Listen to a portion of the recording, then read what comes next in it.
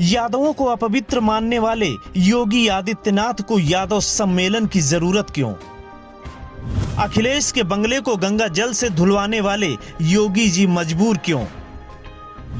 Yadav vote की जरूरत नहीं कहने वाले योगी आदित्यनाथ अपने बयान से पलटे क्यों?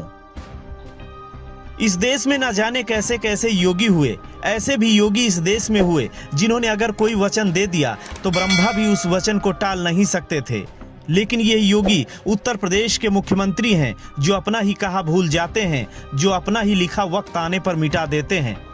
2017 में जब अखिलेश यादव सरकार को सत्ता से बाहर कर बीजेपी ने सत्ता को हथियाया और मुख्यमंत्री योगी आदित्यनाथ को बनाने का ऐलान किया, तो मुख्यमंत्री बनने के बाद योगी आदित्यनाथ ने सरकारी बंगले में रहने से पहले गंगा जल से धुलवाया। अखिलेश यादव को जितना दुख उस वक्त सत्ता जाने का नहीं रहा होगा, उससे ज्यादा इस चीज का रहा। योगी आदित्यनाथ ने उन्हें अछूत समझ गंगा जल से बंगले को धुलवाया। इस बात को बाकायदा कई मंचों पर अखिलेश यादव ने कहा भी। योगी आदित्यनाथ के उस कृत्य के बाद न सिर्फ यादव बल्कि तमाम पिछड़ी जातियां आहत हो गई।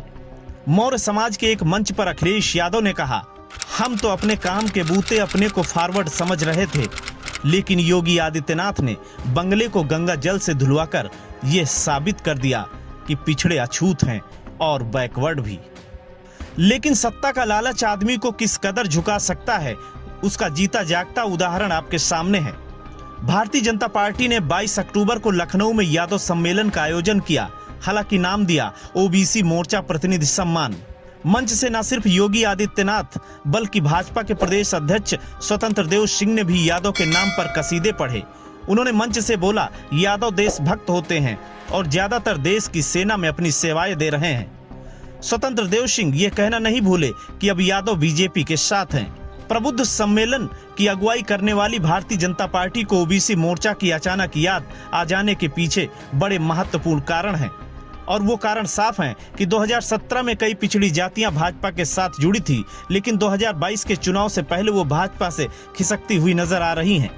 जाहिर सी बात है, अखिलेश यादव को कमजोर करने की सियासी रणनीति के तहत ओबीसी मोर्चा को मैदान में उतारा गया है। उत्तर प्रदेश में लगभग 10% अकेले यादव वोटर हैं। अगर पिछड़ी जातियों के बीच देखा जाए तो यादव 20 से 25% हिस्सेदार है, जिनका असर 75 से ज्यादा विधानसभाओं में तगड़ा माना जाता है।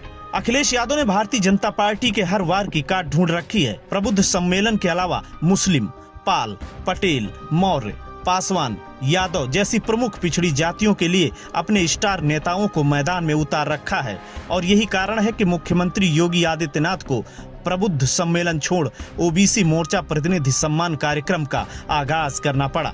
2017 से भारतीय जनता पार्टी की सरकार है उत्तर प्रदेश में।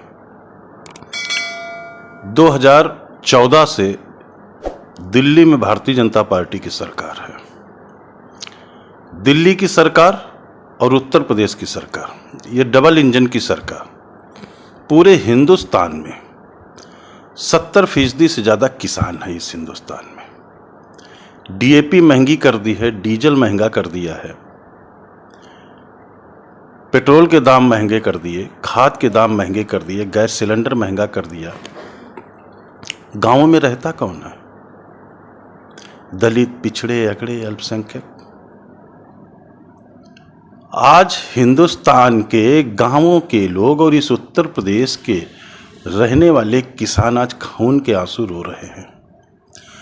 उनकी फसल जानवर बर्बाद किए दे रहे हैं। कटीले तार लगाने पर रोक लगा दी गई है। अब तो ये इस स्थिति में आ गए हैं कि गांव के लोग, जो नौजवान हमारे टार्च ले करके अपने खेत की रखवाली करते हैं, और 2-2, 4-4 लोग जो रखवाली कर रहे हैं उनको पुलिस उठा ले जाती है कि तुम राजनी करने के लिए यहां बैठे हो। विडंबना है। हिंदुस्तान के लोगों की आमदनी कम हो गई, महंगाई ज्यादा हो गई है। लोग आत्महत्या करने पर मजबूर हो गए हैं। कि मुझे याद है, किसानों की जब फसल तैयार होती थी तब किसान अपनी बेटी की शादी करने के लिए सोचता था कि फसल कटेगी, हम अपनी बेटी की शादी कर देंगे, अपने बेटे की शादी कर देंगे। आज स्थितियां क्या है? किसान आत्महत्या पर मजबूर हो रहा है। नौजवान बेरोजगारी का दंश झेल रहा है। वो किसके आगे हाथ फैलाए, वो अपनी व्यथा कहां बताए। सरकार ही एक ऐसी होती है जो नौजवान, बेरोजगार, किसान, व्यापारी, अगड़े पिछड़े, दलित, अल्पसंख्यक, अगर उनको कोई परेशानी है तो वो सरकार के आगे फरियाद करते हैं। आज इस उत्तर प्रदेश में पूरा उत्तर प्रदेश मन बना चुका है आदरणीय अखिलेश यादव जी को मुख्यमंत्री बनाने के लिए। Bureau report, Ashok Kumar Yadav, INF, Uttar Pradesh.